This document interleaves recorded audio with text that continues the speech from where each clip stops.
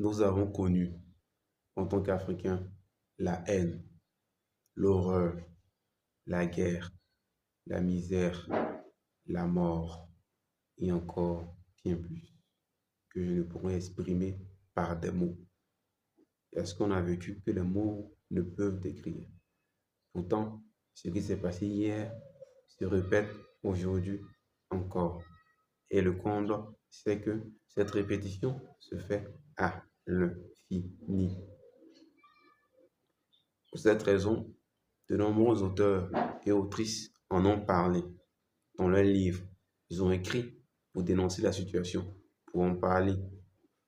Et surtout, des fois, nos différences culturelles ou encore la mixité culturelle dont regorge l'Afrique ou encore certains peuples africains peuvent parfois conduire au chaos.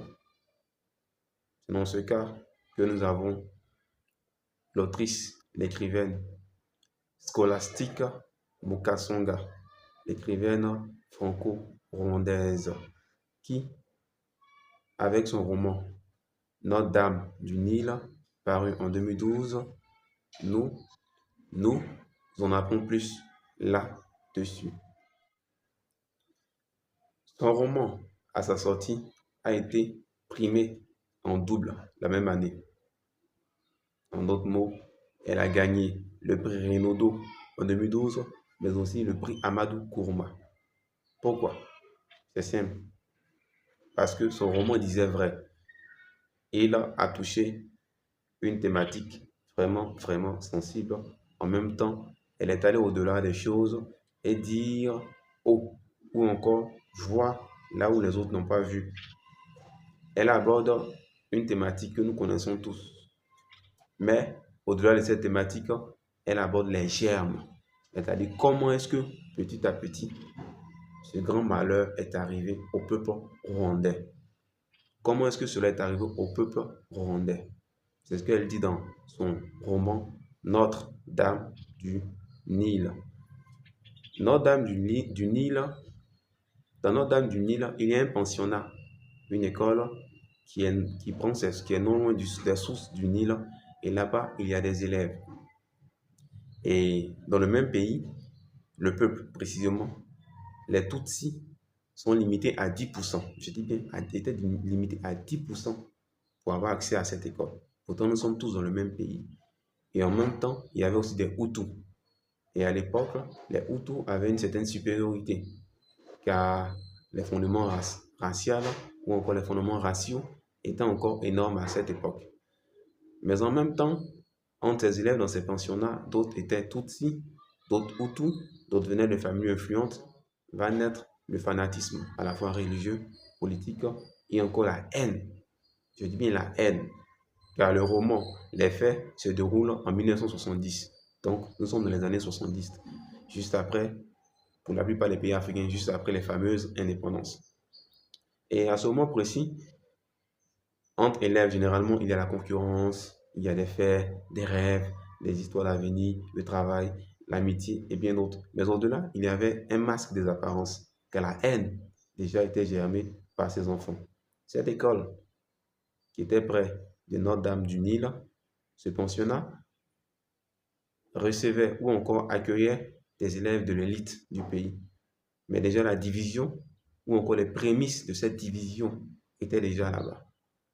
C'est comme ça, peu à peu, l'enchaînement des événements et la catastrophe est arrivée. Déjà, l'une d'entre elles, ceux qui ont lu l'œuvre ou qui la liront ne l'oublieront pas, qui s'appelait Gloriosa. Gloriosa, comme glorieux. Cette dernière, en tant que Hutu, n'aimait pas les Tutsis et va même favoriser à ce qu'on s'en prenne à d'autres de ses camarades qui étaient Tutsis et va même éviter le malheur dans ce pensionnat. Puis les choses bougeaient, puis même dans le pays, le chaos s'installait de partout. Le chaos s'installait de partout et les Tutsis étaient traqués et la mort courait partout. Elle ramassait, elle prenait. Les mêmes peuples étaient divisés par la haine. Une haine sans fondement. Une haine qui n'avait pas le droit d'avoir lieu. Une haine qui devait disparaître.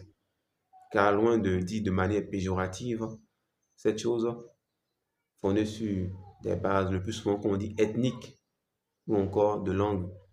Mais cette division était déjà là il y a longtemps. C'est ce que Scholastique, notre autrice, veut nous faire savoir. Elle nous dit ouvertement que ce qui a conduit en 1994 au génocide rwandais existait depuis longtemps, prenait déjà ses gemmes il y a longtemps, était déjà présent. Le génocide a germé petit à petit, d'abord par les générations passées, à travers leurs enfants, qui eux aussi ont véhiculé ce poison mortel à leur génération à venir, ainsi de suite, jusqu'à ce que, en 1994, l'irréparable se produisit. Il faut comprendre que ce génocide a été vraiment grave, car au cours de l'histoire, il y a trois génocides qu'on a retenus. D'abord le génocide rwandais, il y a le génocide des Israéliens avec la Seconde Guerre mondiale et encore le génocide arménien. Il y a un autre génocide aussi dont on en parle peu, celui des Congolais qui vivent actuellement. C'était une parenthèse.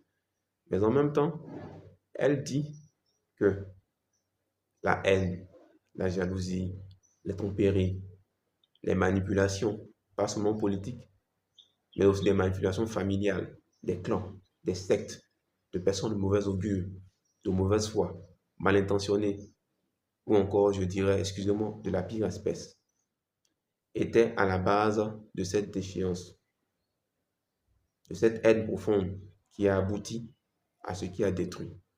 Comme l'autrice même l'a toujours eu à le dire, elle écrit pour parler de l'oubli. Il y a certaines choses dont on en parle peu, mais en réalité, qui nous construisent le mieux. Elle interpelle tous. Ne cherchons pas le malheur, c'est-à-dire les causes d'un malheur, sous notre nez, et en accusant tout le monde du jour au lendemain. Et en accusant tout le monde du jour au lendemain. Parfois, le problème vient de nous-mêmes, Africains d'abord. Le problème d'abord est central, il est centré sur nous-mêmes. Le problème, c'est nous-mêmes d'abord, avant d'évoquer ou de penser à un quelconque tiers. Nous devons d'abord nous remettre en cause face à certains, on va dire, certaines pensées nocives ou encore qui n'ont pas lieu d'être, qui détruisent des vies, des âmes, des peuples, des histoires, des cultures.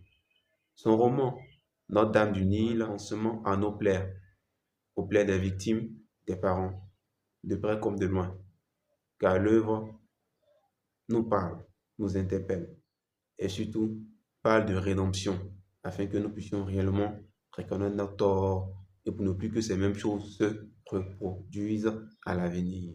Comme j'ai toujours eu à le dire, la réflexion n'est pas figée. On se prend dans les commentaires pour en discuter. L'autrice nous a gratifié d'un très beau roman et nous allons parler dans les commentaires, donner votre point de vue, aborder d'autres pistes, d'autres questions, d'autres réflexions. Au passage encore, merci d'avoir suivi la chaîne, d'avoir regardé le contenu pour encore nous soutenir, partager, abonnez-vous, commentez. Surtout, prenez soin de vous et à bientôt.